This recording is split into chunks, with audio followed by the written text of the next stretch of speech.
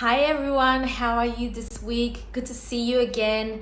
I am very excited to share with you how we are going to be rebounding from burnout and to build resilience in today's session. So stay tuned.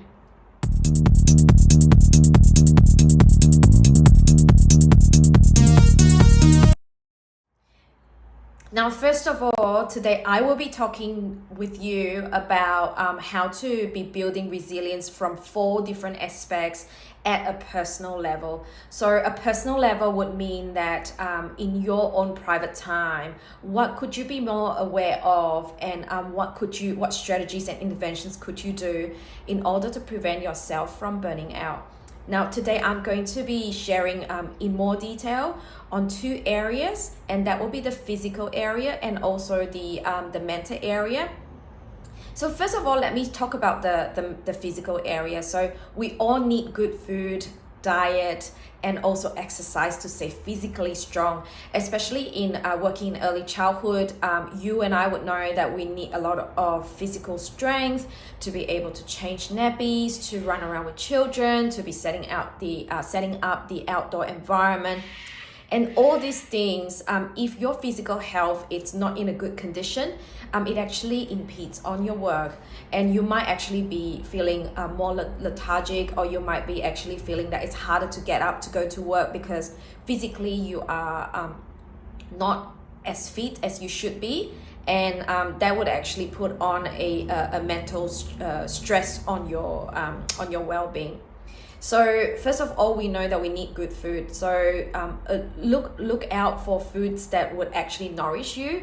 Each of us would have different dietary needs as well. So it's important to ensure and be aware of what your body is needing. Not obviously to avoid junk food and watch the alcohol and the sugar intake. And depending on the needs of each one, do regulate and think about what you eat, because you are what you eat too. So if your body is trying to tell you that it's not functioning well, or it's feeling really lethargic at a certain point, probably it's good time to relook at the food and the diet that we're having. Now, the next thing that I really enjoy is also having exercise. Now, there were years and years where I've actually put exercise at the back burner. So that's a little bit of a confession here, because work has taken precedence. Family, children were really young. I was trying to work out and carve out a career here in early childhood, being established in different ways that we need to be. And I think that I've not prioritized exercise. And in the recent years, I have actually switched that habit after I know how important exercise is to be actually building our body and also a healthy mind. And that actually changed a lot of things for me. So I would actively schedule in workout sessions, or even just doing bush walks. Doing something that is active during the week, so that my body actually gets the exercise that it needs. So our body is being built in such a way that we actually need to be exercising and be moving. We're not meant to be stationary for too long, or to be doing some sort of repeated work for too long. So find the exercise that excites you and gets you happy, and also going from week to week. So that is the area of the physical aspects that you can look into in order to build a stronger emotional resilience and your better well-being.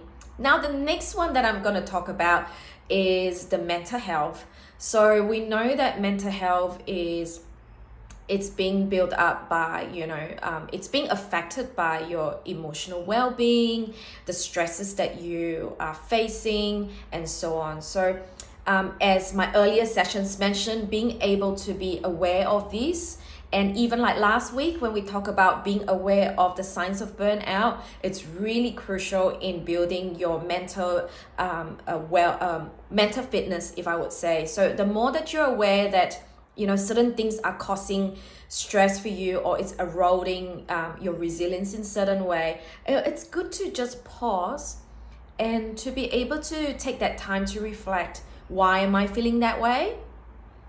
What is actually happening? and what can I do to change things? So I think it takes an intentional time to be actually able to pause and kind of like just holding that thought captive. It's almost like, you know, you are watching a movie and you are pausing at that stage and standing outside of that film to really assess what's happening. So it actually takes a little bit of time and practice, and the more that you do this, the more and quicker you're able to arrest those moments and understand why you're feeling a certain way, and be able to just put an action into to counteract that feeling, so that you are able to come up with something that is building in resilience instead of leading you to burnout. Now, make sure that you have time for relaxation. Now, I know that it's easier said than done. Now, I'm a mom, I'm working full time. I've got 2 children that is nearly high school age. And, I'll be doing the school drop off, pickups. And there will be times whereby there will be really busy times at work where you are unable to do things that will help you to relax. But it is still very important to find those micro pleasure moments, to be able to just relax a little bit that makes you happy. So for me, I found out that, sometimes going to get a coffee from a cafe, that's my happy thing during the week, to just help me to relax for that few moments. Or that for some people, I've heard that they like to maybe have a glass of wine when they cook their dinner, or just being able to sit at your quiet chair for those few moments to just enjoy the outdoors. I'm just looking outside my window now, looking at the greenery and just admiring the nature. Actually relaxes me. So find the thing that relaxes you. Maybe it's a stroll at the park. Maybe it's if you live by the beach, maybe it's a stroll along the beach in those earlier hours. So find the thing that relaxes you. And I want to also speak with you about finding a time for recovery. And your weekends and your evenings are absolutely crucial. So we are created for work. Humans are being created for work. So when God created the earth, God has, put men on this earth to make this world a better place. So innately we are created for. We know that we are doing something worthwhile, and we want to actually make life better for ourselves, for our family, for our loved ones, for our community. But equally important is that the fact that the night and the day comes. So that actually signifies for you. Nature tells us that there is a time for work and there's a time for rest. So when it comes for the time for rest, which is what I'm talking about, the time for recovery, it's important for us to the noises of this world out and be able to find that time for recovery. And you and I, and you personally would know what are the things that would be knocking at your door and getting your attention. Maybe it's about turning off the notifications from your emails. Maybe you should think about how you should be reading work messages or emails at certain part of the day. And when it's a time for recovery, maybe that's a time to really shut off from that, and have that assurance that even in your absence, that the world still goes round. And when it's a time for you to be getting into that part of work, it actually energizes you because you are more focused and you have enough rest so that your mind is sharp and you're able to accomplish and do the work in a shorter period of time. So that's a total different thing. It's on productivity.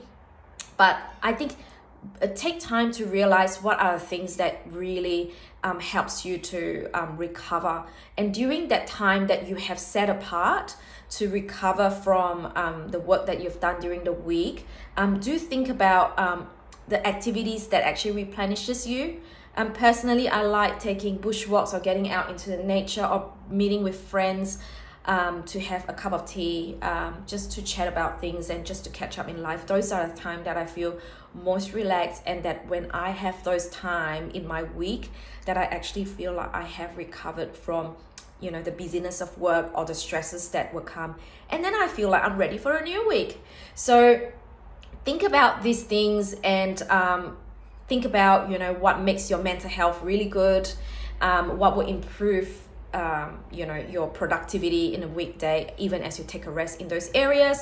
And also think about the your physical well-being. What sort of food, diet, exercise do I need at my life stage right now, or in the the busyness of your family life? What can I actually adjust to make sure that I'm taking care of myself? So remember that when you are well, the people around your world is going to benefit from it. Your family, the children you work with, the colleagues, and the community, they are all gonna thank you for taking good care of yourself. So spend some time thinking about it this week. Maybe even start a journal, writing down what sort of things, unpacking what sort of food you're eating now. Do you think that's helping you? What time of the day do you eat? What is the quantity that you're eating now? Does it actually help you to be energized, or is that actually making you more feeling fatigued? So think about all these things, and I hope to see you next week. Bye.